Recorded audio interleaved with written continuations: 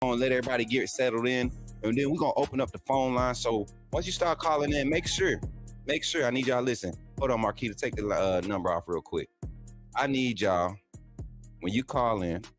I need y'all to state your name, where you're calling from, and say it clearly in the when you get on the line, so that my producer in the back can get your name and however she's going to display it. Make sure she is able to get it, and we're gonna go from there. All right. So we're gonna do this first call. Hopefully the audio is set up correct. We're gonna do the first call. Y'all go ahead and start calling in. Put the number up, Keita. Yeah. And hopefully everybody's doing good. Once again, thank y'all for sticking around and coming back around. We got 42 live. We got 40 on YouTube, 2 here on Twitter. Make sure y'all pulling up. If you already liked the last video, like this one again. That's how we're going to get the algo up. We got a special guest in the back that's going to be coming on here soon, here in about 15 minutes after we take 1 or 2 calls. And then I'll be bringing him on, and we're going to do a test. We might be able to do a phone call segment where you call in and talk to both of us. We'll kind of discuss some of our memories of the Saban era, and then we'll get y'all take more people call in, make it do what it do. So it looks like we got our first caller, 205, calling in right here. Zachary. Okay. Accept, press 1. Yo, you on the line with Coach Smoot. Talk to me. How you feeling this morning? Who am I speaking with? This is your boy Zachary from Tuscaloosa, Alabama. Okay. Zachary from Tuscaloosa, Alabama. Not undefeated. I'm sorry. AAA. AAA. I got to get out of that, y'all. AAA, can y'all hear him? Let me know if y'all can hear Zachary on the line. Let me know. It looks like they can hear you. If y'all can hear him, please give me some fire in the chat, and then we'll be able to flow the rest of the show. Please let me know, y'all. Please. Yes, they can hear you. All right, Zachary. How you feeling this morning, man?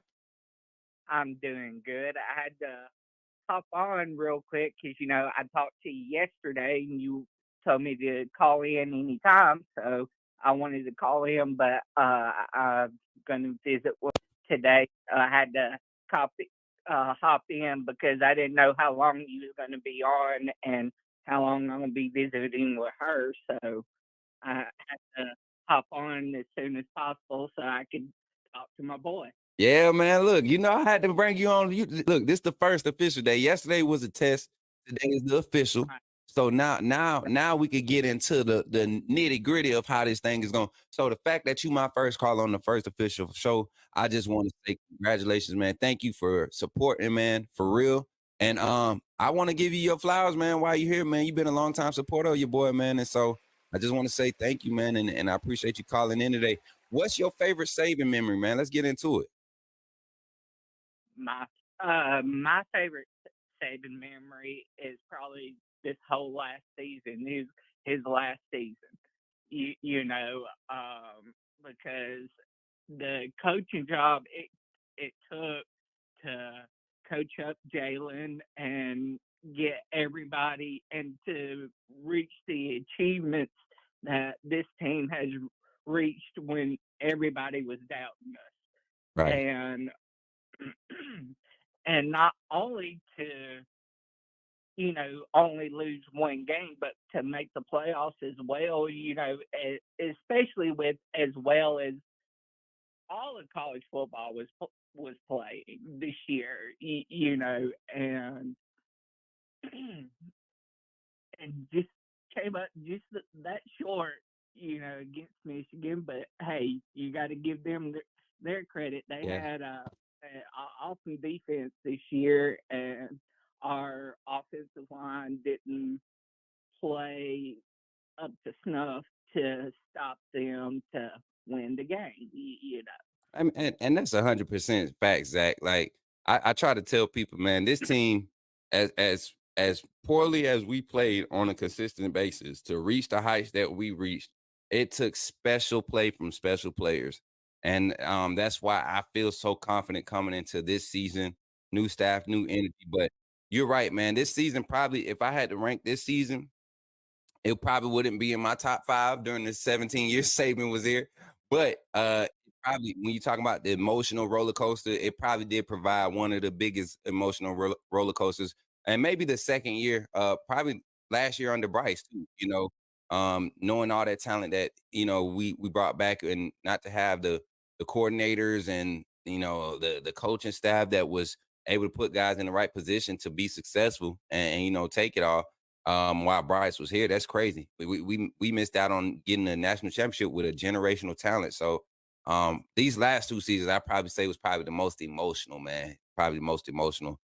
Give me a play, one play from the Saban era that when you talk to your grandkids or whoever, when you talk to people 20 years from now, what story you gonna be telling about Coach Saban era? 2nd and 26.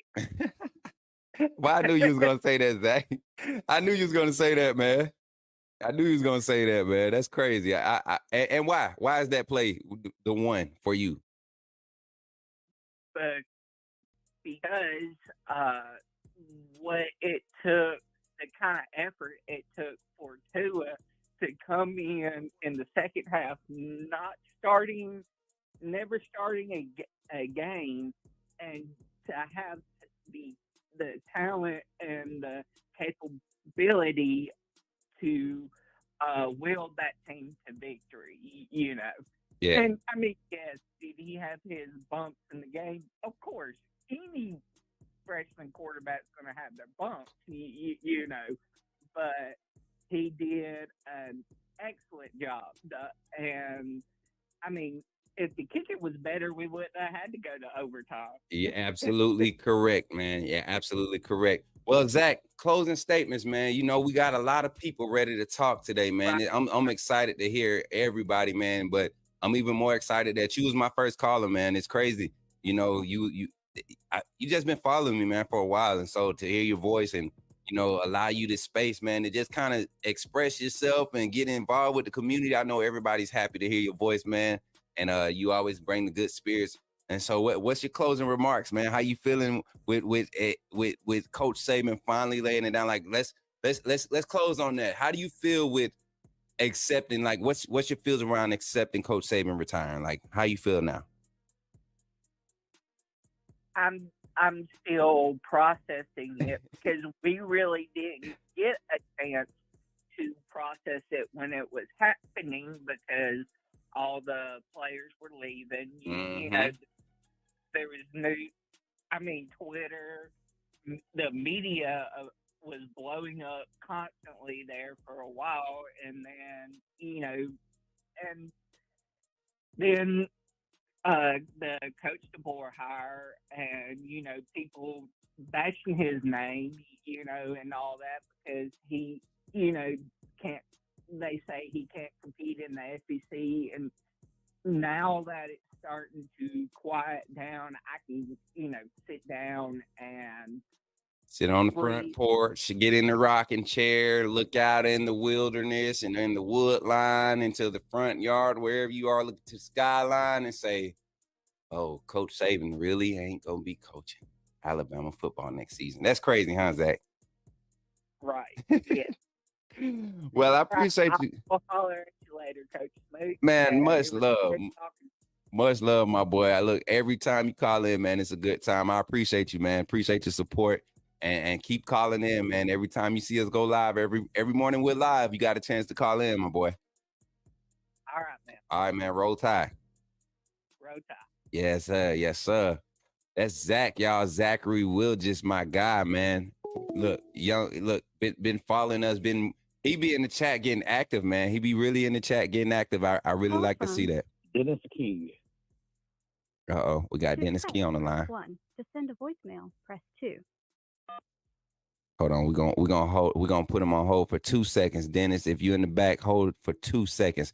But just to digest Zach's call, man, Zach is a very, very long time supporter of myself and some of my the panelists that we're gonna have later on today. Well, later on in the show.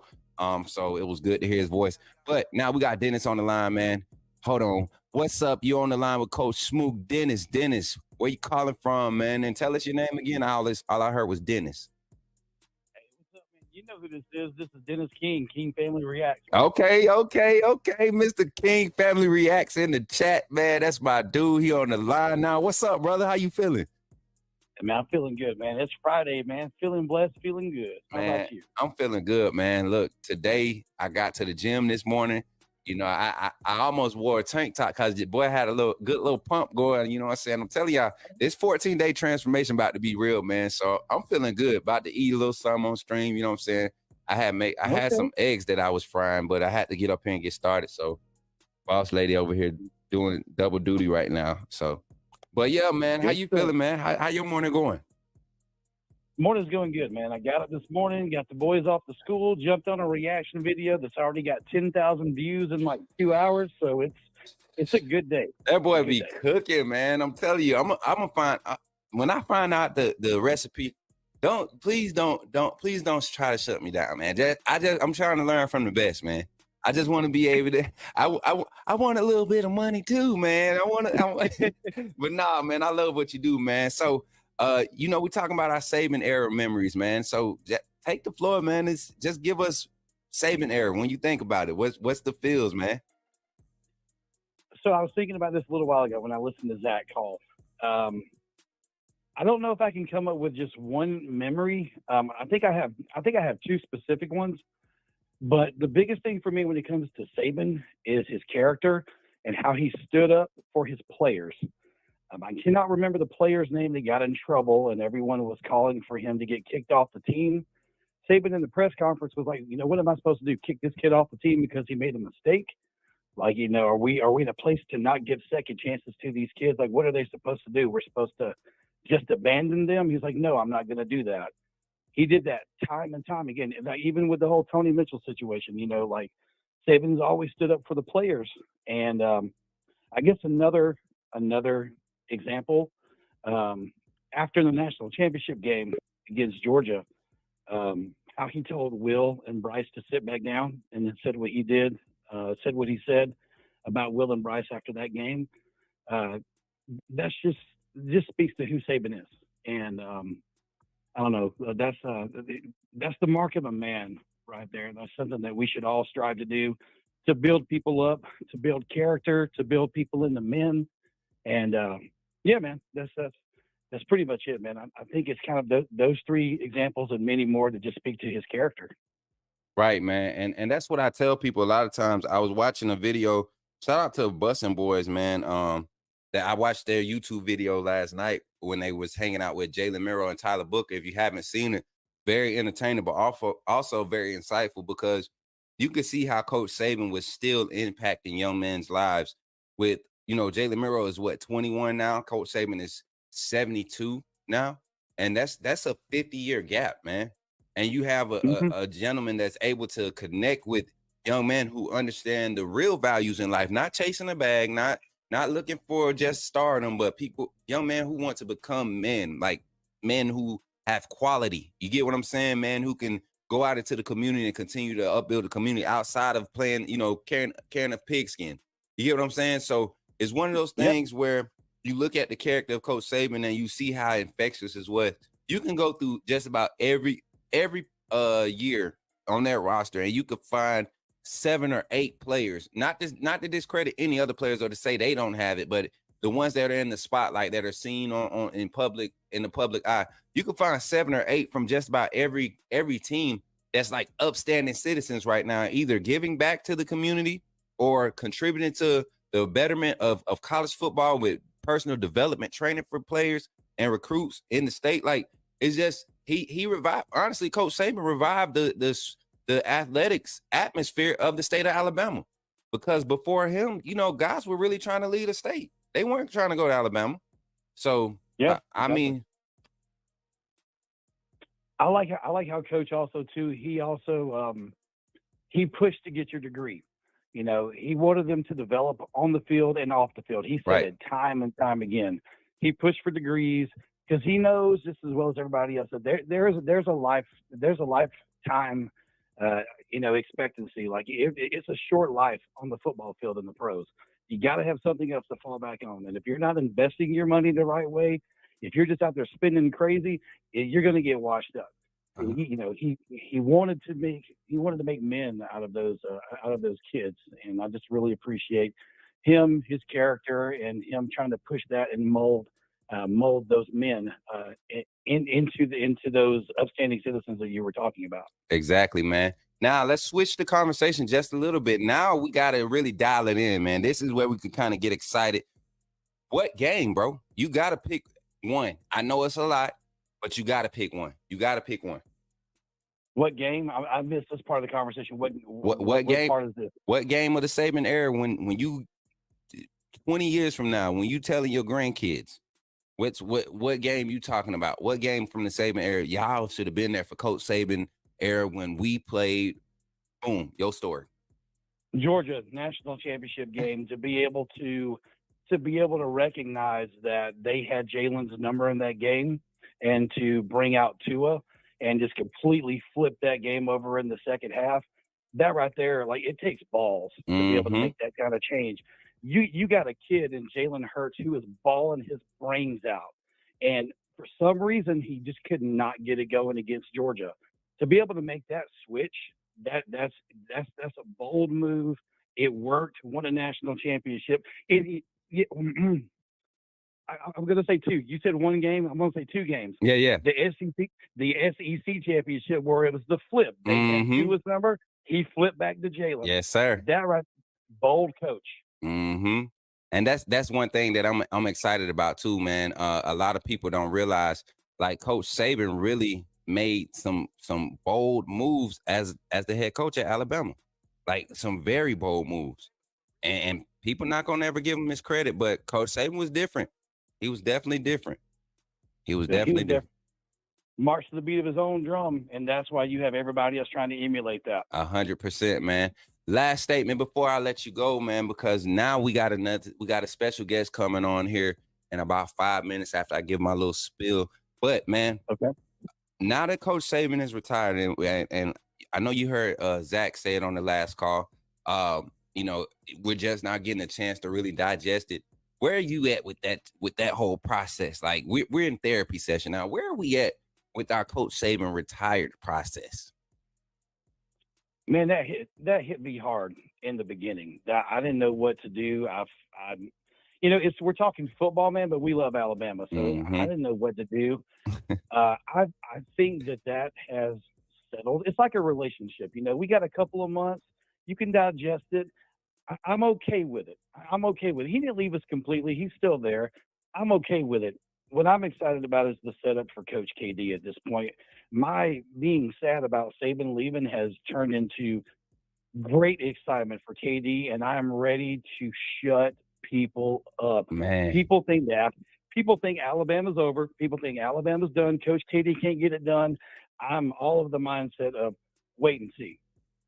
Man, I'm telling you, I'm the same way, man. I saw it as the hiring process began to, like, really turn up, and I just started doing my research, man. And Kalen DeBoer's name had been coming up for probably like 8 months at this point, where his name just kept ringing in different circles about how great of a coach he was, how much of a winner he was, that offense, everything. And now you give him the keys to Alabama. Oh, man. Yeah, this man got to the national championship game, and I'm not trying to crap on anybody's talent level, but Washington's talent level is not Alabama's talent level. Nowhere near. That means it comes down to a great scheme. It comes down to great coaching, and not a bunch of individual players. They are unified as a team to buy into the vision of the coach. You bring that to Tuscaloosa with the talent level that we got. That sounds damn near unstoppable to me. I'm telling you, man, and people are going to see it. People are really going to have to understand and see that this is not what they think it is. You get what I'm saying? Like, yeah, I really think people believe that Alabama is somewhat like in like a state of worry or something. I don't know. Like, I don't see why. Why would y'all think that? It kind of concerns me that people don't read very well at some point, because go look at the roster. Even with losing Tony Mitchell and Peyton Woodyard, which was, big losses, them hurt me. I don't care what nobody say. Them hurt. But, still talent everywhere. may not be a lot of depth, but it's still talent everywhere. And it's more than what Kalen DeBoer has been afforded in the past, 6-7 years of his FBS, his D1 coaching career as a head coach. So I like what I see, man, and I like the feels around it. But man, Dennis, my brother King Family Reacts on YouTube, man. Make sure y'all go check my brother out, man. Make sure y'all go check my brother out. Y'all go check out his YouTube channel. It's at King's Family Reacts on YouTube. Y'all go check him out. Always doing the reactions to, most of them is music and band. I mean, just go. He has the vibes always, and it's different genres. You're gonna find different vibes over there, but I'm telling you, got the vibes and the energy. The fact that he knows music and everything, it just kind of ties into everything. So y'all go check him out. And Dennis, I appreciate you for calling in, my brother. For real, man. This is huge for me. I'm telling you, man. I appreciate it. Bro, I appreciate you, man. Thank you so much for having me. Have a good rest of the day, and I can't wait to see the special guest. Man, hey, you be blessed, man, and roll tide. Roll tide, brother. Yes, sir. Now, so what I'm gonna do is hot 2, boom. All right, boom. Here we go. I got one set up now. Boom. All right, so okay. All right, let me let them know. Yeah, all right, so check this out. Today, I know all of y'all have been asking for this. Y'all already know the situation. We not gonna hark on the situation, but we know that this person right here, personal partner, my brother, I mean, like, been there from the jump. Like, before I started doing this part of content creation, my brother right here was there. You know what I'm saying? We were in the chats, I mean, B2A all day, belt to all day. Every time we had a chance in the chat, we was calling out Fairweather fans. We was talking about folks, they be crying during the game, the live game, they chat crying. Me and his brother right here, we on their neck. And so we've evolved into what we are becoming now, and we're going to continue to grow together. No official announcement is being made as of yet, not that I know of, but this is somebody that's going to be a regular over here on the Coach Smook Network. And you all know him. You already know. Y'all already know. Go ahead and hype it up in the chat. We ain't got the emojis up, but y'all already know what time it is, man. Welcome to the stage for the first time officially with the Coach Smook Morning Show. My brother, Coach Sean from Huntsville. What's up, my boy? What up, Coach? What up, Coach? Let me apologize to you for my appearance. Listen, my hair is not done. I just got back from dropping in the little one. I look like a damn fool this right is now. The morning show, bro. This ain't none of that boy. Stuff we hear. Hey. Listen, I almost came on this month with my gym clothes on, man. I almost came on with my gym clothes on, man. I'm telling you, it's one of them days, man. I'm just happy that we here, bro. I'm really just happy that we here, man. Man, all facts, bro. I'm gonna support you to the end, man. It don't matter about none of that. I think everybody know I'm gonna support you, Coach J. That'll never, ever, ever stop, bro. You know what I'm saying? Man, I can't see nothing. Hold up, bro. Where my eyes at, bro? I can't see nothing. You let me come on here without my eyes, bro. Look, I was like, a whole new world right there. I said he feeling real light skin today. He ain't got his glasses on. He acting up, y'all, bro. Look, I where just my Max at? Am I straight? Look, no, I'm good. I think I'm good. Hey, Marquita, I got it fixed now for his name tag. You could take the banner down, Marquita. Yeah, that way. Yeah, you see that? You could do that. Click over his name with the 3 dots to the right of his name, and you can see edit name and headline. So anytime somebody come on, you can do it like that. We working on the fly, y'all. Sis back there cooking though. Y'all see her? She working. Yeah. So, bro, we here, man. A lot of people were speculating, but a lot of people already knew too. The ones who know, they know how we rock, man. They knew no craziness, no drama was gonna separate this. And Coach J, if he was available this morning, he'll be here too. I'm gonna just put it out there. Coach J is the content creator that I'm partnering with. He will be a partner with Coach Smook Network. He won't be giving up his content and coming over here. We're going to be supporting his content. So our communities will start to interact. They got a lot of NFL people over there. Different energy. So we're going to be getting these communities together and just building a solid community, man. So it's going to be crazy, man. And Coach Sean is about to launch, man. I could tell him, or you want to tell him? about No, it's fine. You go ahead. It's no secret. So Coach Sean, man, we actually gonna set Coach Sean's YouTube page up to be an actual content creation page today. After this live, I'm gonna set my brother up, help set him up. I'm not setting him up. He already got the juice, man, but I'm gonna help set him up, get him the ins and outs of this. So y'all not just wait for him to come on the morning show. He's gonna start doing a lot of shorts. We got a plan. We got a strategy that we're gonna follow for the coming months, especially coming up into the summer, going into football season.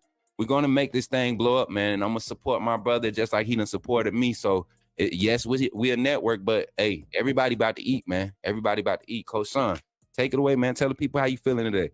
Man, feel good, man. I was really excited to come on, man, and support Coach and really, really, really, just tap in with him, man. I still try my best to be professional and do the segment that people like doing on Bama on YouTube and holler at my brother Ty. Got a chance to talk to Jake yesterday. Shout out to Jake Merrill, man. Jake, I love Jake's energy, bro. He reminds me a lot of myself.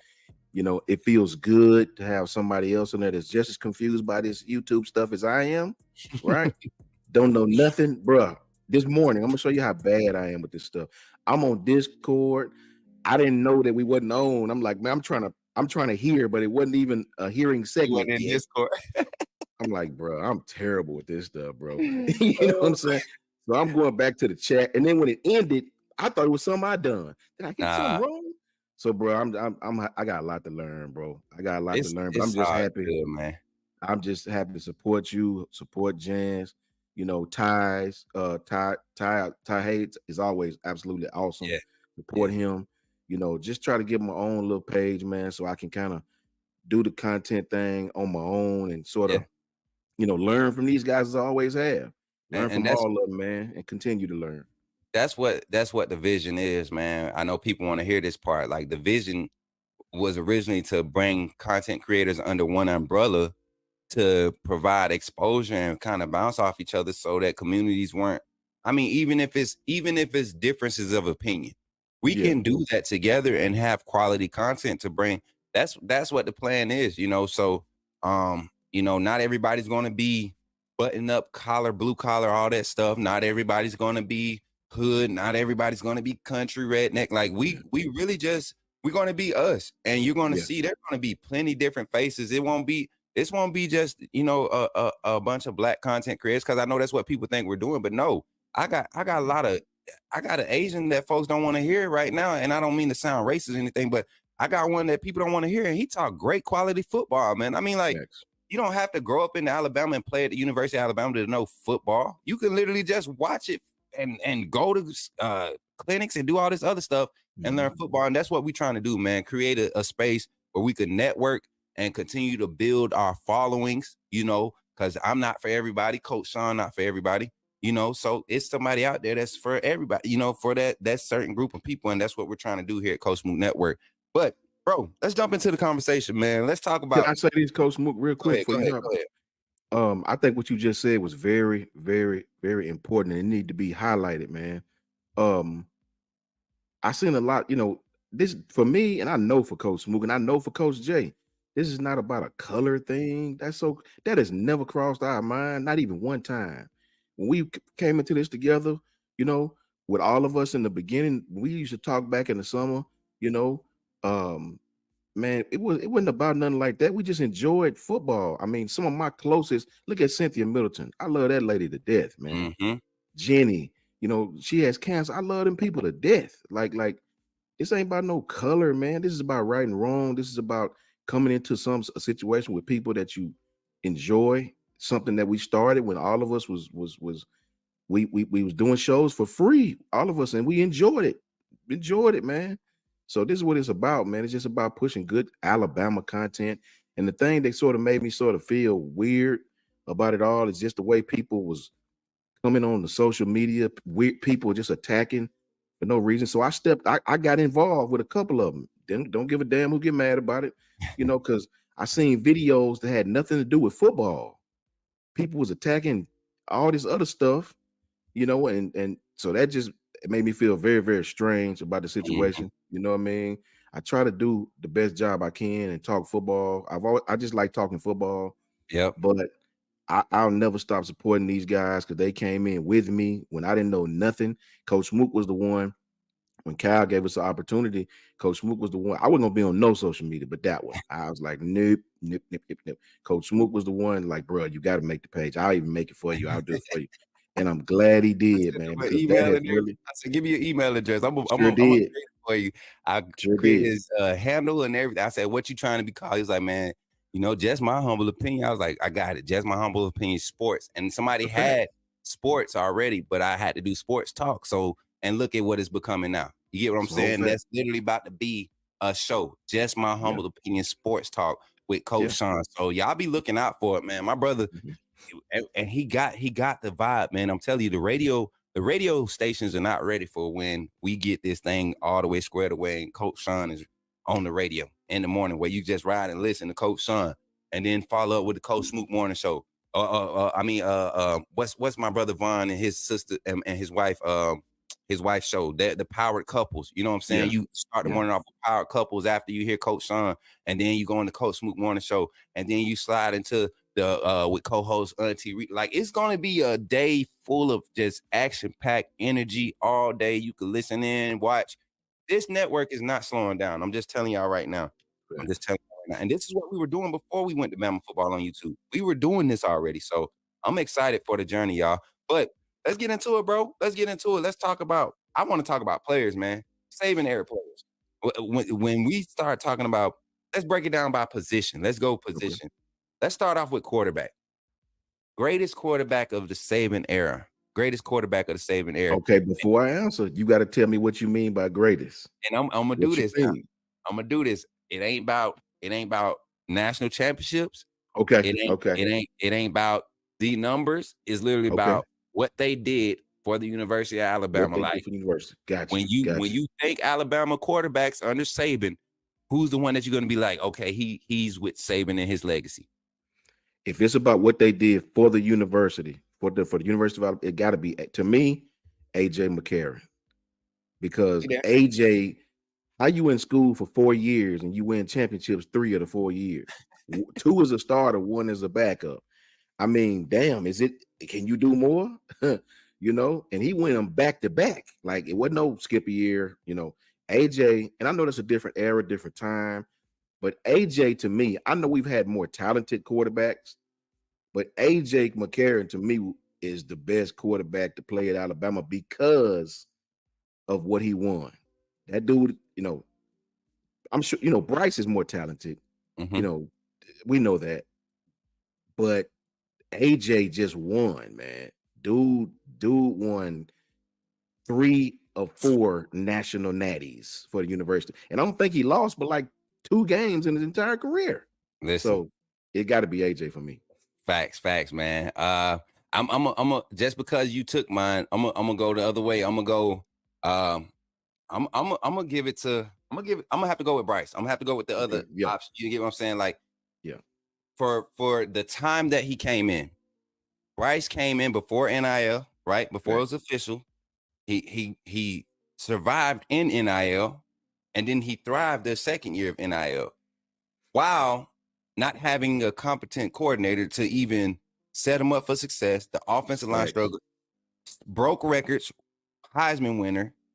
I mean, didn't win the natty, but come on, man. Didn't have the best defense across the field to support him. Like, the odds were stacked against him. So you look at some of the moments of where Bryce was the quarterback, and you got to think, like, man, he didn't have a Tua set of wide receivers, right? He didn't have a Tua offensive coordinator, Jalen Tua offensive line. He didn't have Tua defense. You get what I'm saying? Jalen, the first year Jalen was a starter, he didn't have that 2016 defense. That 20. Imagine Bryce with that 2016 defense. Like, even with the offensive struggles, if they would have had the 2016 style defense or that caliber defense, Bryce wins 2 national championships. I'll tell you this, Coach Smook, really quickly. To me, and this is no disrespect to Tua. No disrespect to Tua, but Tua is like 3rd or 4th to me. I'm going to tell you why. Tua had more talent than any quarterback that ever played at Alabama. Any one of them. Any quarterback. Look at do y'all understand? every skill position player that Tua played with is in the NFL, even NFL now. right now. Irv Smith. We don't even talk about the wide receivers. Damian Harris, Josh Jacobs. I mean, Najee was a freshman. I mean, Tua, they came in together. Everybody that Tua played with, and I mean everybody, is in the NFL. If Yep. Bryce had any of that talent, if Jalen Hurts had any of that talent at the level, and I know he had Calvin Ridley and Ardarius Stewart, but that's still not a plethora of talent like Tua had, you know. Mm-hmm. And he got hurt so much. So Tua is great. I love him, but he's not.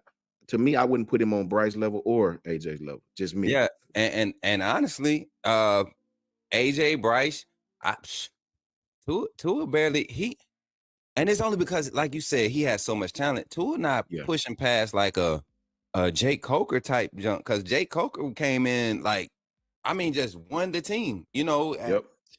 Jalen Hurts, he's not above Jalen Hurts. Jalen Hurts had to received an apology from Coach Saban and the offensive court. Was it Dan Enos? Jalen Hurts. It was Dan Enos a year or two, I think. It was Dan Enos. Brian Dayball. Y'all fact check me, AAA. Y'all check fact check me, because I think it was Dan Enos, or I forget the other guy's name, y'all. But Jalen Hurts, they capped him, man. They gave him a box and he thrived in it. I mean, it worked. They gave him a box and he thrived in it. But yeah, man. So that's quarterbacks. Let's go offensive line. And I mean, like, offensive linemen just overall across the board. Yeah. When you think of Coach Saban era, and it's been, man, I don't think people really give us credit for the type of offensive lineman we done put in the NFL under Coach Saban. So you think in Coach Saban era, who's the offensive lineman that pops right there as soon as you think Coach Saban? And you could go Cam Robinson, you could go Landon Dickerson, but for me, Landon Dickerson was different. I mean, I love DJ Fluker, love him, Chance Woodman, all them boys, Barrett Jones, love all of them. Yeah. But to me, I say Landon because when that kid got hurt in the Florida game, I've never seen that before from an offensive lineman. When Landon, if this don't show you the leader Landon Dickerson was, nothing will. Do y'all remember when he got hurt? He hurt his ACL in the Florida game. Mm-hmm. Was that the SEC championship? Yep, SEC championship. Landon got hurt, got put on the cart, and the entire team came on the field and was giving him love. That teared me up, man. Because if you ever played the game, you know what that means, Coach Mook. You know when somebody get hurt, and you see that. Win this for you. Yeah, bro. Yeah. It's for you, bro. Yeah, and that showed you how the team felt about it. Mm-hmm. So for me, it'd be Landon Dickerson. That kid transferred in, and then to see the respect he got in only 2 years. It's unmatched, man. Yeah. And I'm gonna go to the tackle position, man. And I'm gonna have to go with Jonah Williams, man. Yeah. Jonah Williams, like, bruh, that's when I really started paying attention to the offensive line, like watching that group. But his size, the athleticism, and to see him, did Jonah Williams just retire from the NFL, or is he still active? I thought he was still active. He got traded from the Bengals to somewhere. Okay, yeah, that's what I seen. And and y'all know I'm trying to catch up on my NFL stuff. So be expecting a lot more NFL talk as things start to happen. We are going to discuss hot topics with Bama players in the NFL. But yeah, Jonah Williams, man. But that whole group, you know, he was, even with that amount of talent on that line for them 4 years, he was a 4-year starter. Like, so the amount of talent that came through while he was the starter, he still was able to stand out. And just like I said, his athleticism, he kind of was like the first, not as uber athletic, but the first Evan Neal. You get what I'm saying? Like that, like when everybody's talking about Evan Neal's athleticism, but you know, we had a few before Evan. You know, they were bigger. You know what I'm saying? They were bigger and they were forced to play power ball. He was one of the ones that kind of started phasing us out of that phase of that type of offensive tackle to look for, because he had the height, he had the length. You know what I'm saying? The athleticism. So Jonah Williams definitely was definitely one of mine that I was attached with. Saban. So we did quarterback, offensive lineman. I don't even want to do wide receiver, running back. I think we can say that for another day, because that would go for hours. Facts. Let's look at the defensive side, man. And this is one I want to hear, because I love to get into this. And it's usually like 2 or 3 names that come up. And let's go to Mike linebacker, your middle linebackers of the Saban era. When you think about middle linebackers, and I guarantee you, and before I can't even let you do this to me. Before you go, I'm gonna say 2 names because I know they're gonna come up. Yep. Rolando McClain and Reuben Foster. I Yep. already know they're gonna come up. So if you gonna say them, we gonna have a short debate. But other than those 2, son, when you think of Saban Air, give me a Mike linebacker. Okay, if you take out those 2, for me, actually, Reuben was great, but I would go the Boo, as we call him, Boo Rolando, and I would go CJ Mosley. Yeah. CJ came in at a time, man, when Alabama's defense was athletic as it ever been, man. Right. And CJ, people forget, CJ was the best. He was a Buckus Award winner. Mm-hmm. CJ was the best middle linebacker in the country. He got hurt, came back, and dominated. He was a first round pick, and he's still playing in the league. Right. He's still making Pro Bowls right now. Mm-hmm. CJ Mosley. So I would definitely go CJ Mosley. I would even go Mac Wilson, bro. Yeah, Mac Wilson, you know, he played a lot of weak side, but he played Mike too. But in the middle of the defense, man, just a smart player, athletic in coverage, right? The range, sideline speed. Mac Wilson, I would give him his respects. And if I was putting him, ranking him on the list, he'd probably be like number 4, number 5 on that top 5 Mike linebackers list, middle linebackers list. Like, you get what I'm saying? Like you got a lot of them. Saban, and most of them came through that first half of the Saban era. You know, that was the time where they got highlighted because they was blowing everything up. It was the run game, you know. So that's but Mac Wilson was in that transition. He resigned. And let me say this, Coach Mook. I know everybody remember he said Mike linebacker. Yeah, Dante played opposite Rolando. Yeah. He was weak side. When Rolando went to the league, Dante then moved to the Mike, and he got hurt in the Arkansas game. They chop blocked him, and he got hurt. So that's the only reason why I didn't put Dante in there. Yeah. And Dante, man, he was a run stuffer. You know, he was limited in the middle of the field. As athletic as he was, could track a run down, break on an underneath route, could cover a flat, you know, but don't send a real route at him. Don't send him a Texas. Don't send a Texas at him out the backfield. Don't have him a crosser come across him. He's not seeing that. So, but blowing the run game up, Dante was 265 pounds at Bama.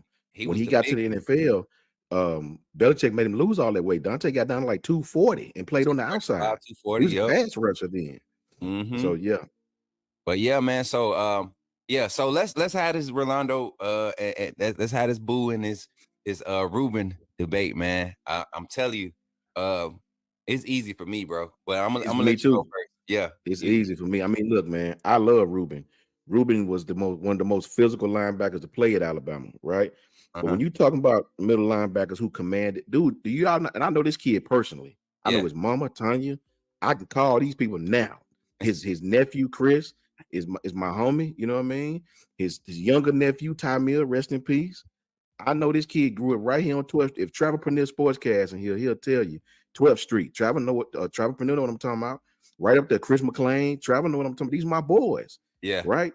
So when you talking about middle linebacker, and you talking about your teammates afraid of him more than the coach, I seen an interview where his name was Marcus Johnson. He was a DB, number 24.